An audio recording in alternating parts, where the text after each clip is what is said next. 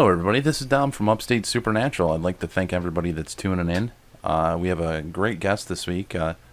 She's Vanessa Hogle, and I'll actually be introducing her in just a second. I'd like to also thank everybody that was able to view in last night for the live investigation at the Finger Lakes Mall after the expo.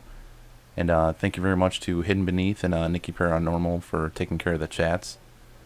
If any videos are ever uploaded on most of our channels, there usually is a description below the video which explains the what's happening in the video. And without further ado, here is Vanessa. Hello. Hi, I'm Vanessa Hogle. And if you could let everybody know, because I know you have a book and so forth, if you'd like to let them know about the book that you have that's available out there. It's on Amazon. Absolutely. Actually, I have two. One came out on April 29th, and that is called Soul States. And that is snippets from investigations that I've done over the past about 10 years or so. And there are the automatic drawings from those investigations and certain things from the investigations. Obviously, certain things had to be left out due to private nature. But that one's out. That one's called Soul States. Can be gotten on Amazon or from any bookstore. They can order that. And the most recent one is called Giving Up the Ghost, which is my favorite. Put a lot of hard work into that one. It's my parabiography. That is the story of my experiences from the time I was 2 years old up until, well, about a month before it came out. So, and it came out August 27th. And it's available on Amazon as well. And again, any bookstore, they can order that. And it's pretty neat. It's I was really candid. I didn't leave a whole lot out, and I strongly encourage questions on it. Now, I'm not sure the best way to term this. I know a lot of individuals would say they're psychic or mediums or channelers or so forth, or even paragifted. What would you prefer? Heard that one. What would you prefer to be titled in any questions that would be asked? Anything other than crazy. Let's see. I get most people call me a medium. The thing is, sensitive really is kind of what I prefer, just because it encompasses all of it. You know, I'm sure you're aware there's clairaudient, clairsentient, clairvoyant, and claircognizant. I tend to be more claircognizant, but I have the others as well. But the claircognizant tends to be what I associate with most. So sensitive to me just seems to fit that best. It's personal preference. I'm not offended by any title or whatever somebody is more comfortable calling. You know, as long as it's sweet. So it doesn't matter to me. Just be nice about it. Now, I've met a few people that felt that they were paragifted. I really, that's one of my favorite ones that I've heard out there as well. But they kind of have said that they kind of grew up with it. Like it was something that they weren't sure if it was happening, but then all of a sudden things just kind of tuned in over time. Is there more information? I mean, for anybody that may be watching this that feels they're gifted in that light, is there any insight or wisdom that you may be able to swing their way? Absolutely, there's tons. That was the whole reason that I wrote Giving Up the Ghost, because my first experience that I have memory of was when I was about 2 years old, and it's very difficult. It's very difficult growing up knowing these things or feeling these things or hearing them or seeing them or smelling them or tasting them or whatever. It's very difficult. And it makes people shy away from fully accepting that. I believe everybody is born with a gift. You know, there's a saying out there that some just don't open up the package right. And I agree with that. Growing up like this was very hard for me, and there wasn't a whole lot of conversation about it. Things are a little bit more open today, but on such a dramatic level because of TV and and how things are out there and how everything is over dramatized and scripted and such, that it's hard for people to feel comfortable even still talking about it. Best thing I can tell people is, when you have those feelings, when you know in your heart you're hearing something, when you know in your heart you're seeing something, when your gut is telling you something, listen, write it down. Keep a record. You don't necessarily have to share it with anyone yet, but be honest with yourself, even if you can't share that or be honest with anyone else just yet.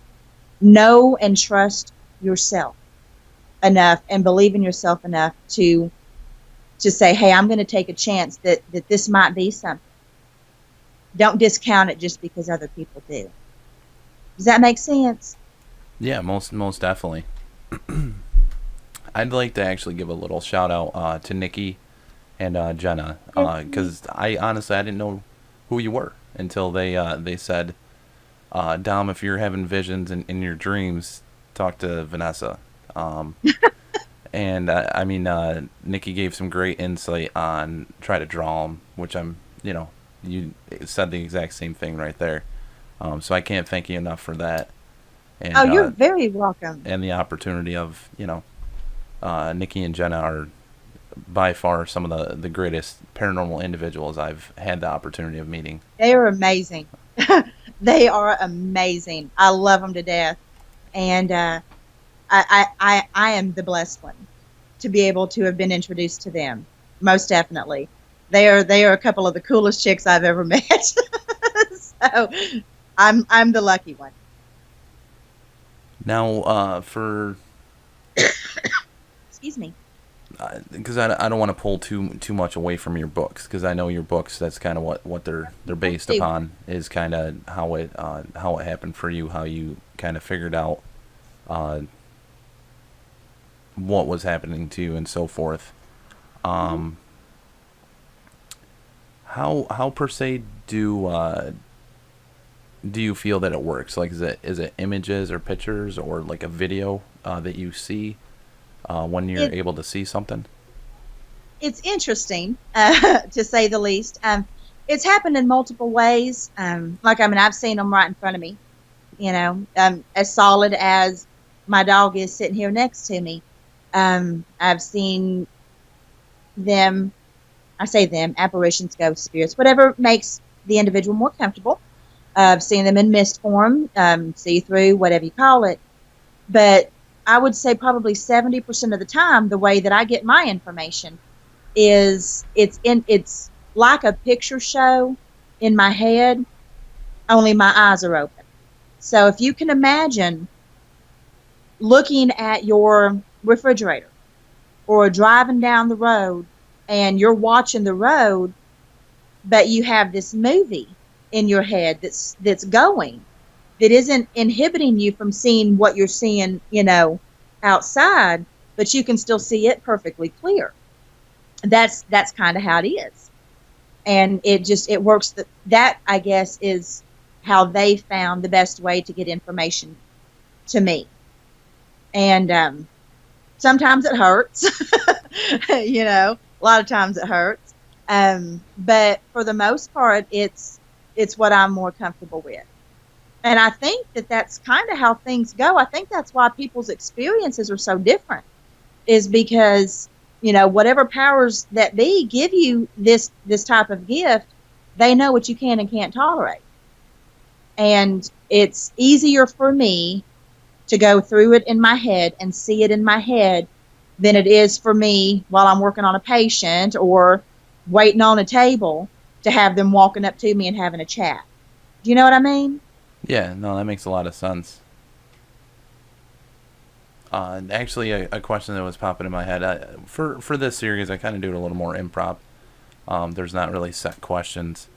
But a curiosity that I actually just thought about is, being that you had the gifts and so forth, did that draw you into the paranormal more so than... basically the question is, did it draw you into it, or did it make you more afraid of the paranormal because of those gifts? Well, that's the funny thing is I've never it's never not been a part of me that I can recall.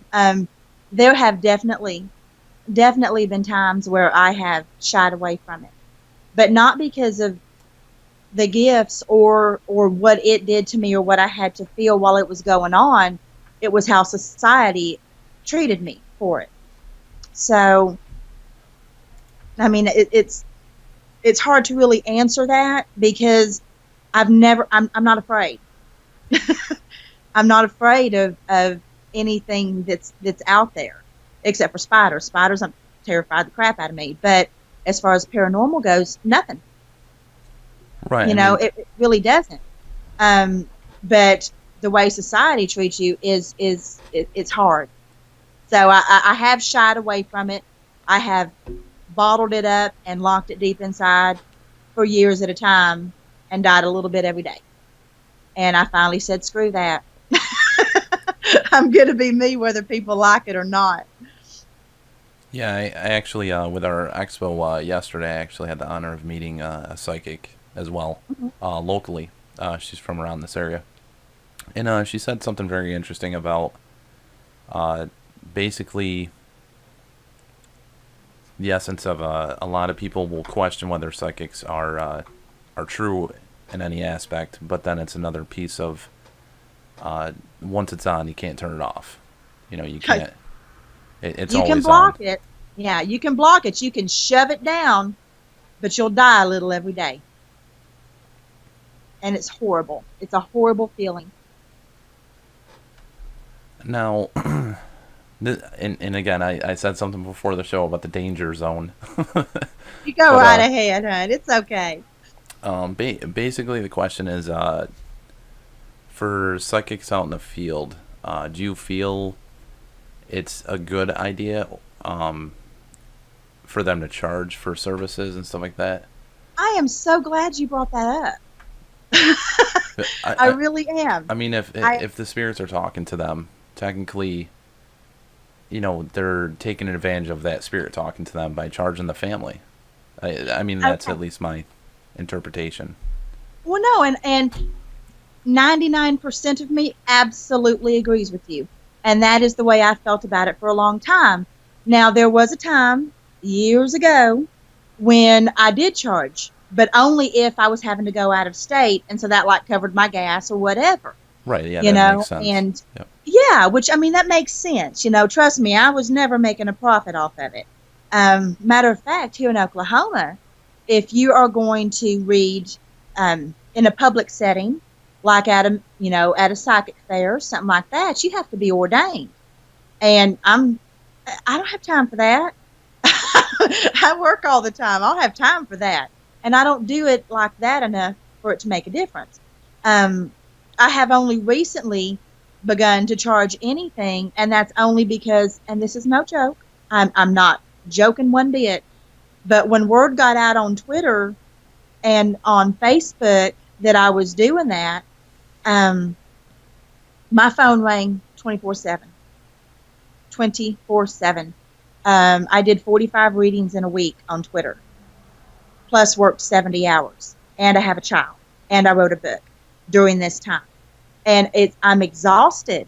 And I figured, okay, well, maybe if I charge a little bit, then if I could actually quit one of my jobs, but even then I only charge $30, and half the time I won't even collect it, and most of the people I still tell them, yeah, I can do it. No, you don't have to pay,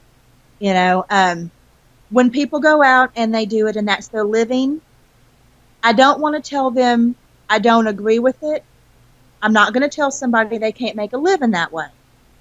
The only thing that scares me and what worries me is if I'm making my sole living from that, then I am just as dependent on the client as the client has become dependent on me. And that worries me a bit. It should always be for the betterment of the client. It should always be about bringing them peace and possibly hope and maybe a little bit of information, maybe something they didn't know. I should be secondary. Do you know what I mean? Yeah. No, So, I actually had an occurrence yesterday. there's a lady that she comes up and she goes, "Well, I know my house is haunted," and I go, "Okay, we don't need to go there and try to get rid of the spirits if you don't want them gone. That's not something we need to do." And she goes, "Well, I'd just be curious who they are, what their names are, who they were, so forth." I said we can try to do that with spirit boxes or voice recorders. And she was more attuned to that, but then all of a sudden she goes, "Well, how much do you charge?" And I go, "A ghost hunting team charging money. Are you kidding? I would never, I would never talk to them." She's like, "Well, I No. can give a donation." I'm like, no, this is I have a day job. This is a hobby. This is, Yeah. if I can help you and I can help them get any answers, that means more to me than, so forth. But it Oh yeah, I just, thought you meant just psychics. You mean ghost hunting I teams mean, charging people? yeah, I mean in general. I mean there's a lot of profiteering out in the field to an extent. No, no. Now, I do understand and agree with like group events. If it costs a team money to rent out a haunted location, which a lot of people charge teams to do that. If the team wants to have a group event to where, you can have 15, 20, 25 people come in, section them off into groups, if it's a larger place, and each group gets to go through and have their own EVP sessions and everything like that. I completely agree with that.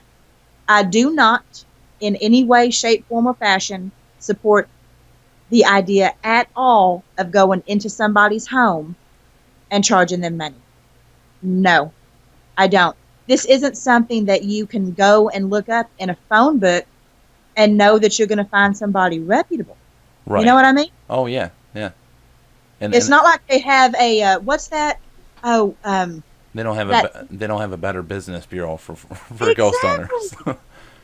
Exactly right. I mean, and trust me, I have done this for, oh, good Lord and baby Jesus. How long has it been? A cool minute. We'll put it that way. Okay, I've done this for a cool minute. And I have come across some less than ethical people. And I would be very hesitant if I had no skills or abilities whatsoever. If I was, just Joe Blow living in the house down the street, I would be very hesitant about somebody coming into my home and saying, "Well, we're going to charge you this." And I'd say, "Well, no, you're not. Bye-bye now." There's no way. I disagree with that completely. Another curious question. You can call me Curious George, I guess, at this point. But Yep. basically, once you realized that you were able to communicate with the other side, spirits, entities, ghosts, whatever you'd like to call it, or anybody else would like to call it. Once you basically turned it on, did it feel like you were a beacon? Like you were, yeah. you turned on that bright light, and it's only shining on you, and that no one else was around. In essence, like they just surrounded you. There are times. I mean, I think it's one of the reasons why I don't have a whole lot of issue being by myself, because I'm never alone. I'm never alone. It doesn't mean that they're, all sitting in my house here, but there's 90% of the time there's somebody in my head. It's one of the funniest things I ever wrote about was I had one fella in my head, no joke, 3 days straight singing "Don't Sit Under the Apple Tree." No joke. Until I could figure out who his message went to. Now that is annoying on a level I can't even describe. To hear that song for, what is that, 72 hours? Yeah. Non-stop. It never stopped until I figured it out, and I'm sitting there with a piece of paper writing down as I'm hearing this over and over and over in my head, I'm writing down everything that I'm seeing in my head at the same time.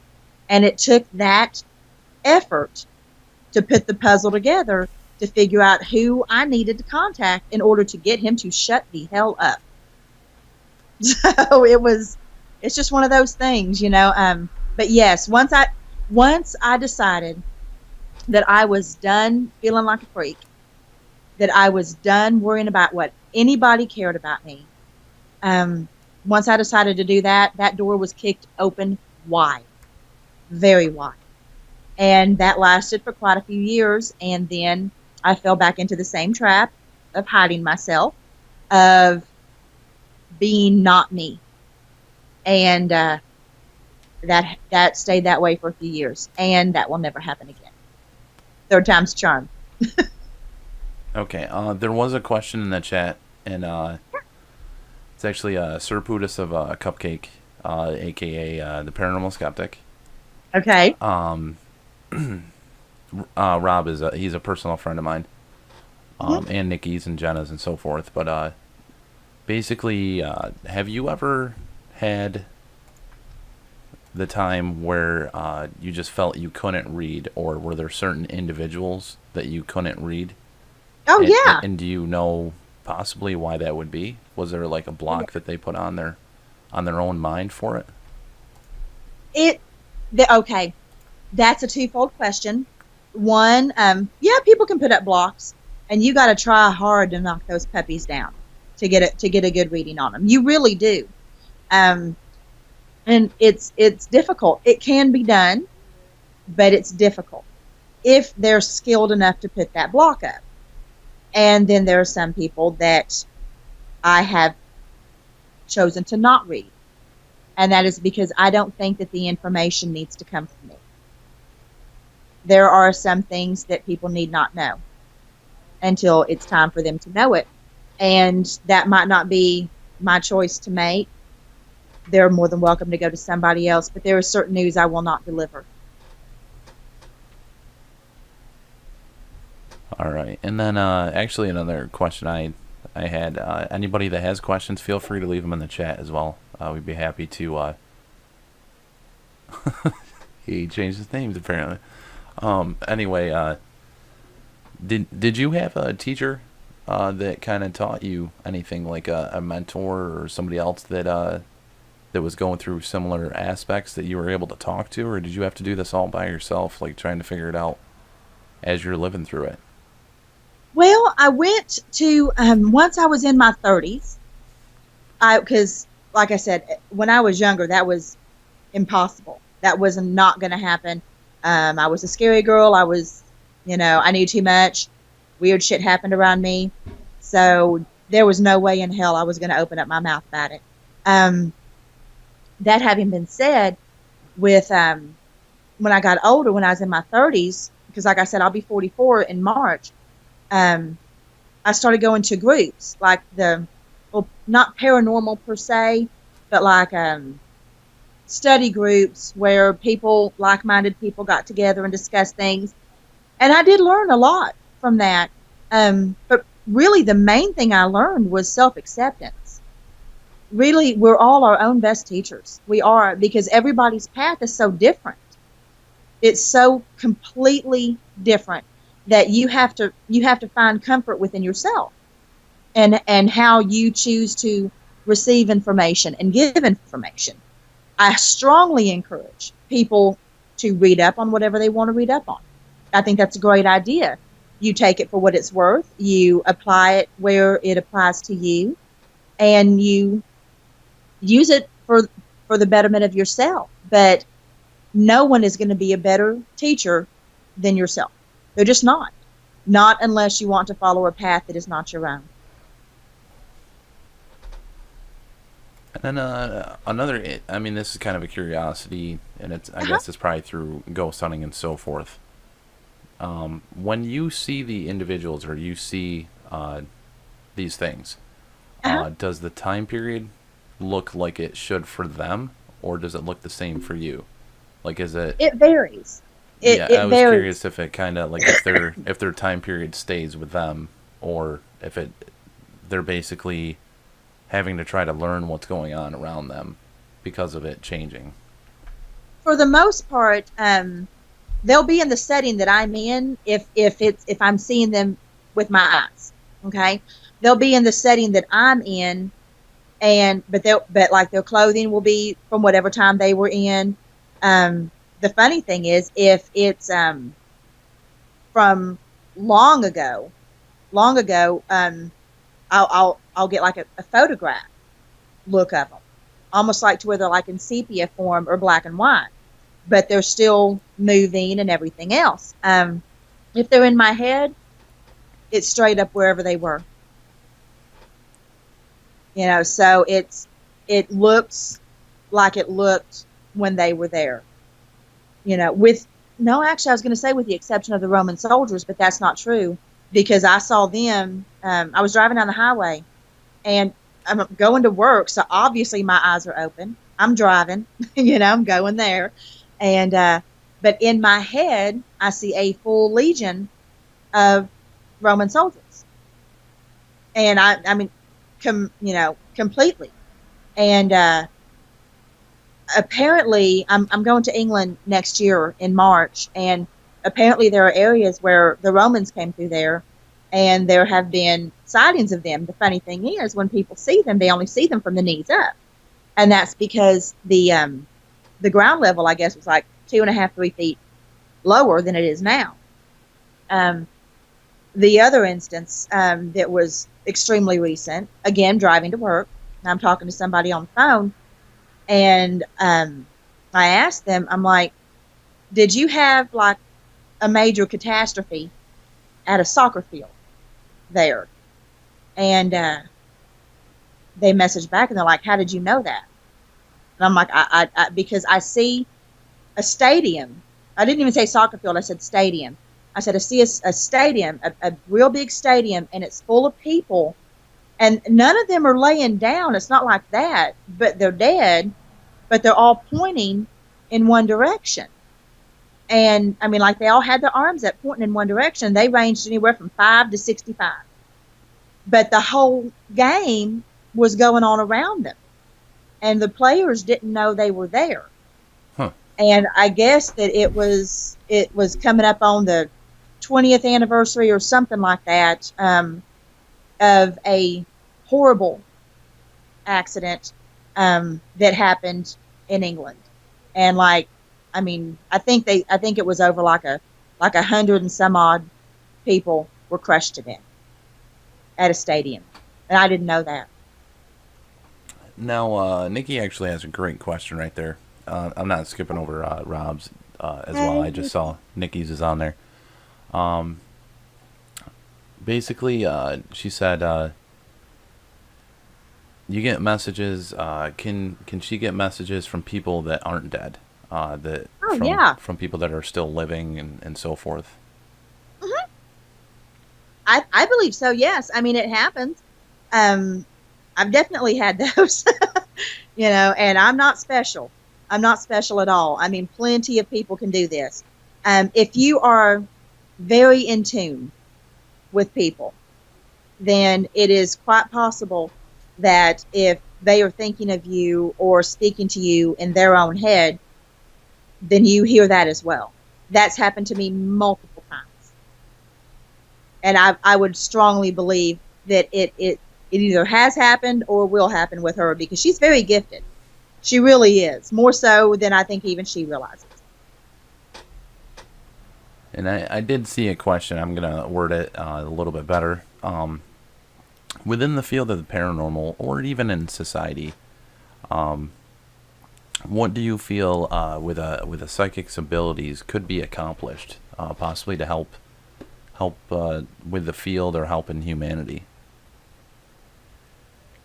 Yeah, I'm trying to understand that. Do you mean what responsibility do we have? Basically, if any individuals that are gifted, shouldn't they feel a certain responsibility for that gift to Yes. try to use that for, per se, good, or, well, hopefully not evil, but you know what I mean. There's a time and place. Sorry. No, you're fine. I said that out loud, didn't I? Yeah. Sorry. Yes. Now, keep in mind, it's easy for me to say that, yes, they do have a responsibility. It's very easy for me to say that. But it's also, I do understand as well the difficulty that comes with it. And it is very difficult. It's hard when you're trying to deal with like I said, how you're perceived. And that a lot of people really, I think, shy away from it for those reasons. And I totally get that. And I don't blame anybody for that because I know what it's like.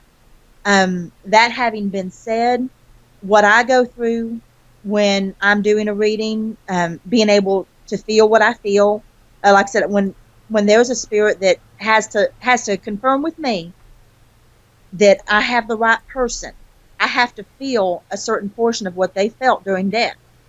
And that hurts like crazy a lot of times. You know, I had one fella who was beaten over the head with a baseball bat and set on fire. And that's painful. That's something I wouldn't wish on my worst enemy, you know? And it would be really easy for me to shy away from that. But like you said, there's a responsibility, you know, and I got to do my part.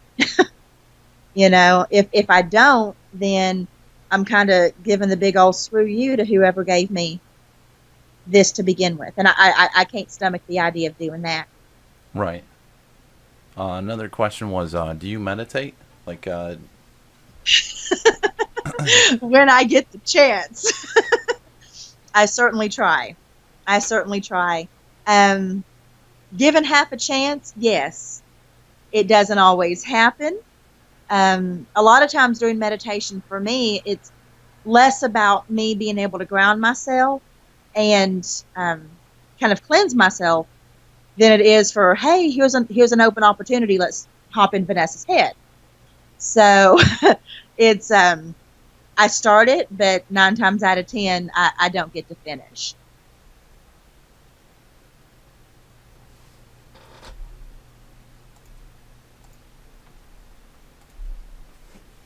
You got another one?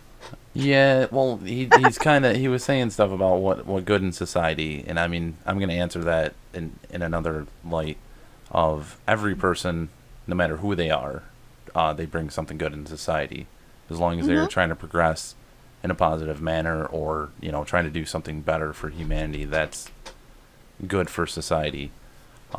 Exactly.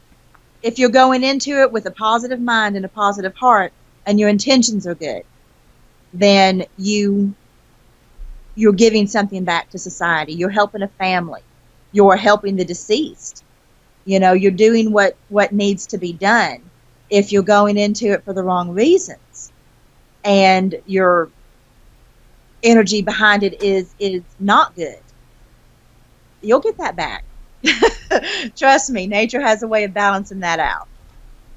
And he did actually ask a little bit earlier if there was a chance that you could speak with him, because he's asked quite a few psychics about trying to be read or seeing if they could see anything, and actually almost every single one have said, no, I'm sorry, I can't do that for you, so forth. So I know he's very curious about that. And again, I mean, that's completely your decision and so forth. The other question I saw that's in there is, do you believe that the future of the paranormal will be considered normal?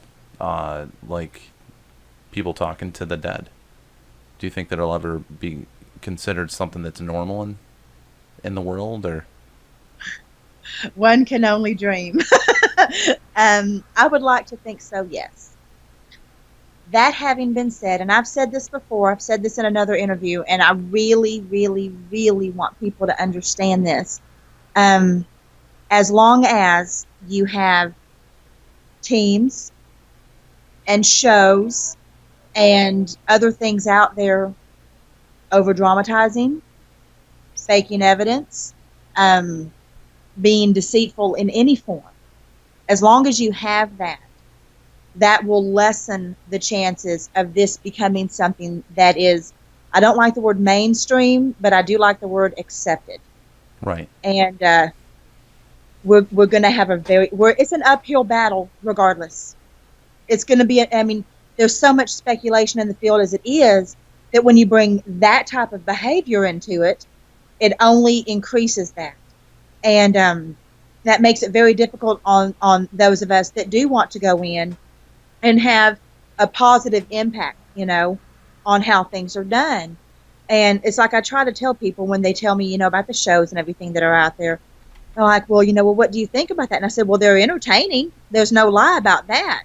I said, but I also, not to be negative about them, I understand why they over dramatize. And that's because if even half the population who watched them, if even half the population who watched those shows experienced 1/10 of what we experience, any of us sensitives or any of us that have ever dealt with the paranormal on a personal level, if they experienced even 1/10 of that, they probably wouldn't be able to sleep at night. Right. Or they'd tinkle in their britches, one or the other. I actually saw it yesterday with the expo. We captured something in the book room. It was a thermal video footage, and you basically see one investigator. I'm holding the camera, and then there's another investigator, and you see what looks like a fourth person in the room, and there was only three of us. We showed that, and we showed the shadow figure footage that we had captured last year in the location, and the guy literally just he ran off. Like he had his cart and he just ran. I mean, he was scared shitless. But it's true. yeah, it definitely is. And that's what people don't understand. My team, NP Paranormal, I have to give a shout out to my fellas and Abby. God love them. I'd be lost without them. They're in Sheffield, England right now. It's Dave Newton and Carl Porter and Abby Thompson, and they are absolutely amazing people. And Carl was at Nine Ladies Stone Circle, him and a team member that's no longer with the group, and they were doing EVPs there, and they actually got an EVP asking, "Where's Vanessa?" Oh, and that was caught live. Yeah. I mean, you kind of can't. You don't get a whole lot better than that from me. Okay, I am definitely going to be going there. That just tickled the crap out of me. Uh-oh.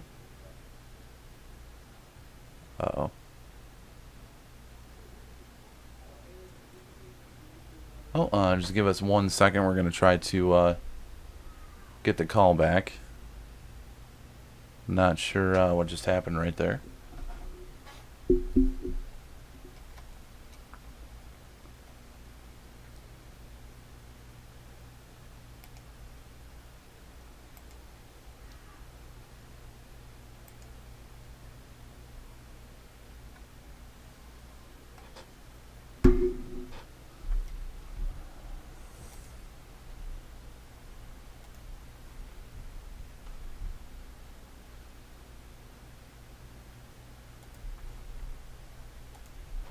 And I'm just going to try to get the call back. I'd like to give a shout out to all the people that are actually in the show that are viewing right now.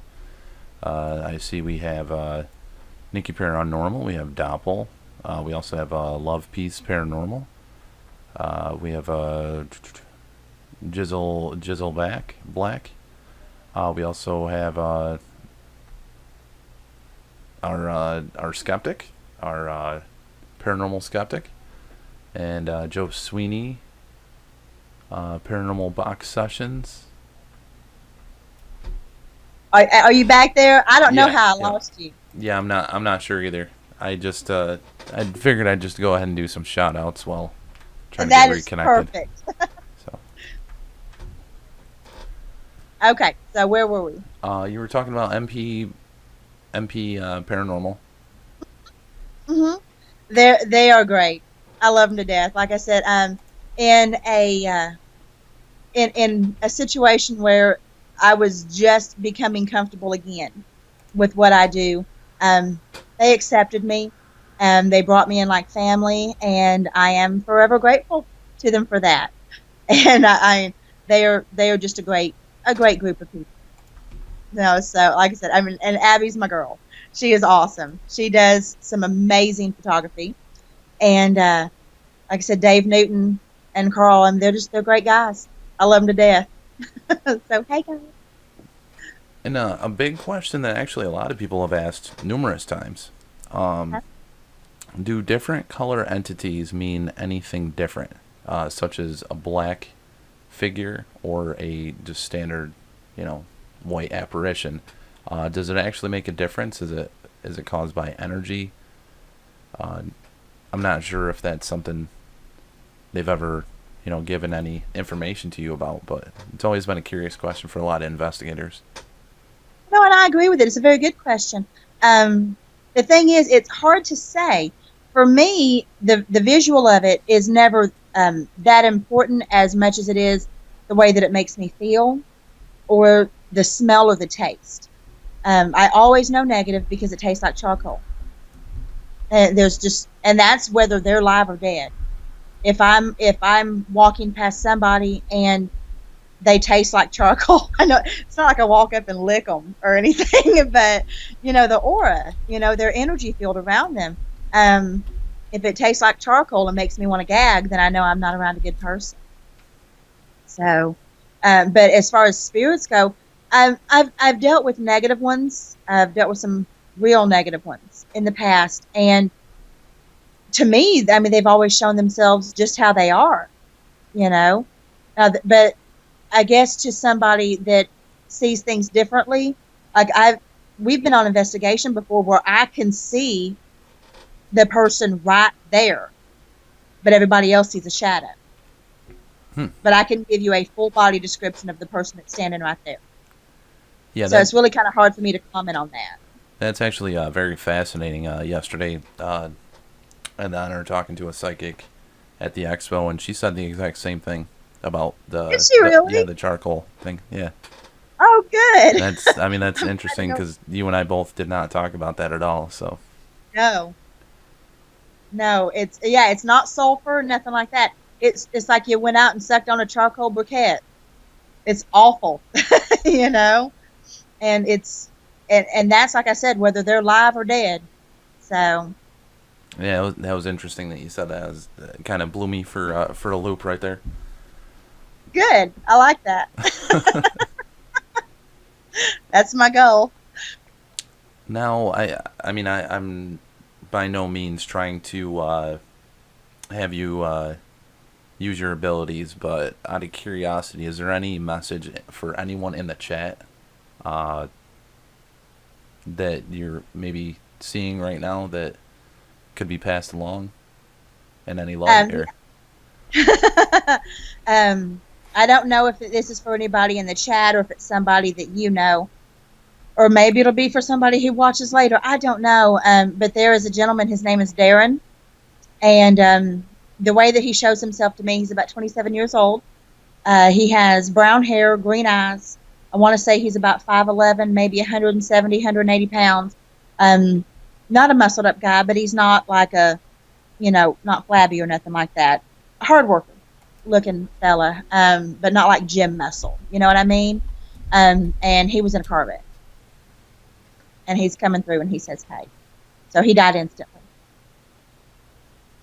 Yeah, I hate asking other individuals, especially, I'm sure there's thousands of people that try to contact you to try to find out if other people are trying to talk with you.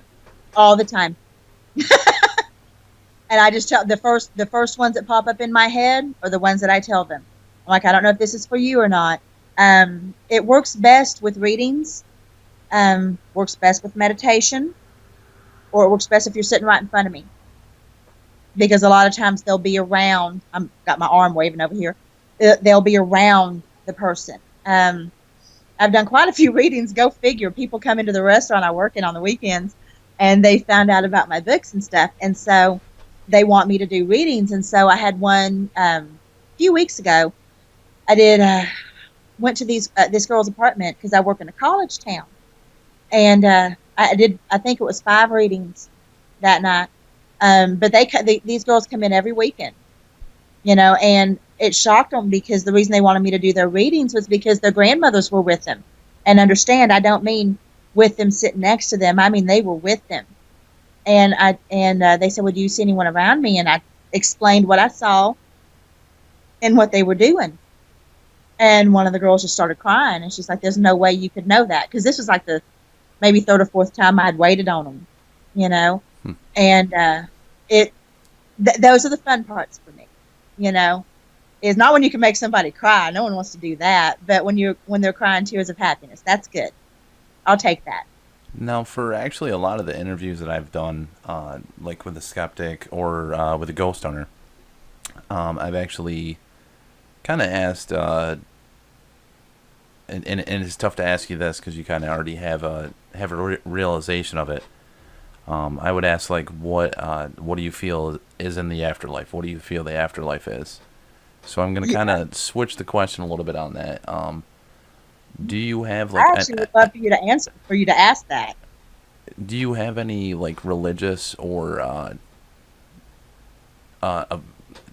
you know what I mean? Like basically, are you religious or do you have a religious opinion of certain things? Maybe you could convey it in a light that could be able to convey to everybody to in that light. Well, okay, that's interesting. I'll take that. That's cool. Yeah, I hope y'all don't mind us getting comfortable here. No, you're fine. I've never really seen any psychics that kind of tell anything about their religious beliefs or that light. No. So. I would classify myself as pagan. So, I do believe in Jesus. I believe in, his teachings. I don't like organized religion. I've seen the bad side of it. We'll put it that way. And it's not something that I care to be a part of. I follow my own path. The way I look at it, I don't care if, and I've said this before, said this 100 times, I don't care if you worship a pack of ketchup. I don't. I don't care if you go home every night, get on your hands and knees, and you pray to that pack of ketchup. If that makes you a better person, then more power to you. I think that's wonderful. Praise the ketchup. I don't care. But I'm going to answer your question that you didn't even ask. Okay? I will tell you this. In the many, many moons that I have done this, not one time, not once, has a spirit ever said anything about heaven or hell. Not once. Not out of the hundreds I have dealt with. Not one time. Not once has one needed help getting back to any place. Not once has any of them said, damn, it's hot down here. Nothing. My personal beliefs are that it is not a one-way street. Either way. I don't believe in telling people you have to let your loved ones go, because all that's doing is hurting the living. If it makes you feel better to talk to your dead grandma, talk to your dead grandma. Who has a right to tell you you can't? Trust me, no earthbound person can keep a spirit on this plane. They're not held by any restrictions. They're not held by the same confinements that we are in living form. Their energy, their soul, their spirit, they can go anywhere. And I don't agree. I don't agree with that. By all means, anybody can disagree with me. I am not saying I'm right. It's just my opinion. This is my experience. Right. The other psychic yesterday was kind of explaining in the light of when somebody passes, they're confused, like they don't even realize that it happened. And she had an occurrence where somebody actually had passed away that she knew, used to ride in her car and so forth with her, and they got in a serious car accident. She passed away and came to get picked up, and she jumped in her car, drove her home like it was an everyday thing, and dropped her off at her house and said, you're going to be okay in time, but you're going to be okay in time, just to kind of ease her into it. So I was curious if things like that might have as well happened to you, where there was somebody that was a loved one that kind of came to you to either they were confused or so forth. My grandma did when I was younger. But as far as like loved ones, luckily I haven't lost a whole lot of people. I'm very lucky in that point, but it's not, I've never had that experience. So bless her heart for that. I've never had that. Unfortunately, most of the interaction that I have is explaining to alive loved ones how their dead loved ones are doing now, or dealing with negative energies and trying to get it to where it's a comfortable place for whomever is at the location now, which is not always possible.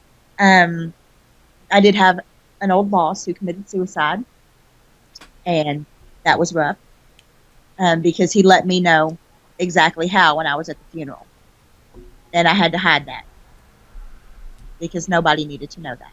Right. And then actually, I guess it's probably a question I kind of thought about last night while I was doing the investigation. With us trying to investigate and with us trying to find proof, or trying to find whether or not people are still here with us, in a way, are you able to know, possibly by maybe one of them having told you, do they feel we're manipulating them or offending them by trying to do that? Or are they, do they feel welcome to the idea of us trying to communicate, welcome to the idea of us trying to figure out who or why or when they got where they are, and if we can help them? It's a rare occasion in my experience that I have had any type of spirit be angry at us trying to communicate. Most times when they're angry is when their communication isn't coming across the way that they want it to. They want you there, at least in my experience. They want you there so that they can get their message across. So they can just tell you, to get out. Even if they just want to say that to you, at least they've got somebody to say it to. It's interaction. They don't, in my experience, mind the interaction. They don't mind that. They do mind agitation, trying to, what do you call it? What's the word I'm looking for? When people go in and they go in and just start screaming at them and, trying to incite some type of spiritual behavior. You know what I mean? Is that making sense? They Right. go in and try to agitate them and get them to, throw something or come scratch me or something like that. And most times people don't realize how you're talking to somebody's grandmother, or, Right. a No, little kid. I won't lie. When I first started investigating, it was kind of like there was a little bit of provoke in a way. Mm-hmm. Thank you. That's the word. And then over time, doing Rolling Hills Asylum, and actually even last night, I've told my buddy Nick, that's co-founder, that we're investigating with. I go, I have found I've gotten better results giving respect and just being positive to the individual than trying to provoke them. And I proved it a 1,000 times last night. We were in Rex in the back room, and I felt something was next to me. Like I could just feel the energy around me. And it even was extremely cold on my right hand side, and I was doing burst sessions. I believe I got the person's full name. I got their age and possibly how long they had been there. And, I thanked them for the communication, told them I will be back. When I can get back, I will be back. And there was thank yous and so forth. You're welcome and all that coming through the voice recorder. And he was just out of disbelief of the communication. But I really feel, you don't go to a stranger and say something negative and expect something positive out of it. Thank you. You don't, and like I said, for the most part, people throw around the word demon way too much for my liking. You can have negative spirits, negative ghosts. If somebody was poopy in life, odds are they're going to be poopy in death. You might have that crotchety old man that hated everybody, and he's going to be a bit of a butthead when he passes on. Doesn't mean he's going to be all, happy-go-lucky. And people forget that, but you can't treat every single instance like it needs to be confrontational. 9 times out of 10, if you sit down and you talk, Hmm. odds are you are going to get something. You are absolutely right on that. Yeah, Good for you. That's just yay. I just sat right there, and I mean they were on the other side of me, and I go, "You're welcome to come next to me," and I mean it was an enlightening experience. I mean I've had great experience with communication in the past, but last night really was enlightening. I kept feeling that I was violating them by doing a live stream of the place, like trying to Mhm. capture the stuff and having other people watch. As much as I would love to share the opportunity of proof, if there is proof out there, again, it feels like I'm violating or I'm disrespecting them by doing it. That's Mhm. why and I've always tried to look at it in the light of there's all these individuals watching that they might see something I miss. But again, I don't want to have them feel disrespected or violated. I would never want the same in respect. Yeah. The live streaming part doesn't bother me, and I don't feel that it's negative. Now maybe I'm biased because that's what my team does. There's a very good reason behind it though. Guess what you can't do if you're live streaming? You can't fake it. Right. And there are so many instances out there of doctored evidence. There just is. Oh yeah. And I don't understand why people don't understand that hurts all of us. It hurts all of us. It makes every single person out there question what we do. And I don't know, did you hear? I don't know a whole lot about it, but did you hear about that that team Most Haunted? Remember that I think used to go over to the UK and everything. Yeah. Comes out they faked a lot of stuff. That just came out. Yeah. If Well, I'm a, I think there was stuff with wasn't it Paranormal State? They had I think so. they were telling everybody that the people on the show didn't know anything about the case, and then one of the clients disclosed that they had already been to the location. They had already told them about the location, and then they filmed. You know what I mean? They were kind of giving false information. Uh, Exactly. we probably And only have time for it does. one It hurts more. us all. I don't want to hold you up, so there's probably only time for one more question. I'm gonna try to pull it out Okay. real quick. Basically, when using my spirit box, this is by Paranormal Box Sessions. When using my spirit box, spirits ask for help almost all the time. How can we help them? Listening to them. Listening to them. It's that simple. I mean, if you listen to them, that's the thing.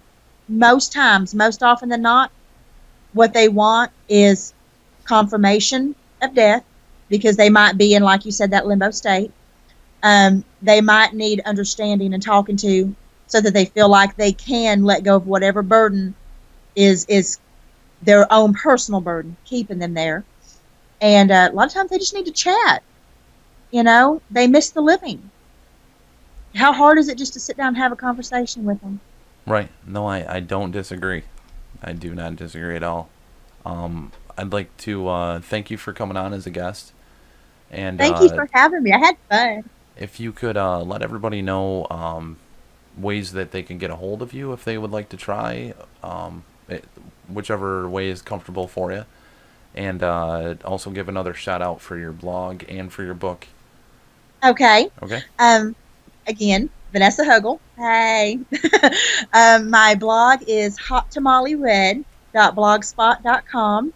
I write it whenever I can. And viewed in 24 countries by now. Thank you. Yay. Best way to contact me is on Twitter, and it's under Vanessa R. Hogle. Send a DM, and I work a lot. I'll get back to you as fast as I can. Let's see here. And my books, Soulscapes, and Giving Up the Ghost. Giving Up the Ghost is my parabiography. Soulscapes is a shorter book. It's about the investigations, and both have automatic drawings in them. And that's fun. They're a little graphic. Please don't show children, okay? And they're available at Amazon or Barnes and Noble. You can go in there and order it, and they'll get it for you. Probably any other bookstore too. So, thank you. Not a problem. I'd like to thank you, and I apologize to some of the viewers if we weren't able to answer the questions. Uh, Sorry. again, we can have you try to get in contact with her, or we could try to do a part two at some point. Uh, You let it's me know when. it's been an absolute pleasure talking with you, and I also want to give a shout out to I'll just go through all the names real quick. And Nikki Paranormal tonight on Live Paranormal at 10 o'clock. I'll be a guest co-host because Jenna is actually traveling home. So I'll be popping on there talking about the expo and a couple other things actually, which should be interesting. It'll be an interesting show. You can check that out on liveparanormal.com at 10 p.m. It's a radio show. Just click right on the radio player.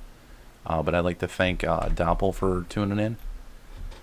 And Jen Treasure Trove, David Coffin, Paranormal Box Sessions, Rob the Skeptic, the Paranormal Skeptic. And I saw James Hidden Beneath was in there as well. Thank you everybody for tuning in. And thank you so much, Vanessa, for coming on. I can only hope that people can learn more from these interviews and from these different things of insight. I hope so too. Thank you very much for having me.